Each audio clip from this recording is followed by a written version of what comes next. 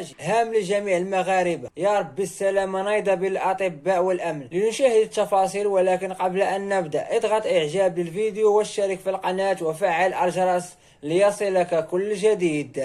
استخدمت السلطات الأمنية في العاصمة الرباط خراطيم المياه لتفريق المتظاهرين من مهني الصحة، وتجمع المئات من مهني الصحة بمن فيهم الممرضات والممرضون والأطباء وسط العاصمة الرباط احتجاجا على ظروف العمل والأجور. وردد المتظاهرون هتافات ضد ما اعتبروه تجاهل الحكومة لمطالبهم، وتدخلت قوات الأمن لتفريق المتظاهرين باستخدام خراطيم المياه. ويأتي هذا التصعيد في إطار خطوات احتجاجية ينظمها التنسيق النقابي الوطني بقطاع الصحة ضد ما اعتبروه تجاهل الحكومة لمطالبهم وعدم تنفيذ الاتفاقية المبرمة. وأعلن التنسيق الوطني الذي يضم 8 نقابات صحية عن إضراب وطني شامل لمدة 3 أيام إلى غاية يوم الخميس 11 يوليوز الجاري، مع استثناء أقسام الإنعاش والمستعجلات، علاوة على تنظيم مسيرة وطنية في الرباط، إلى جانب إضراب وطني ثاني لمدة 3 أيام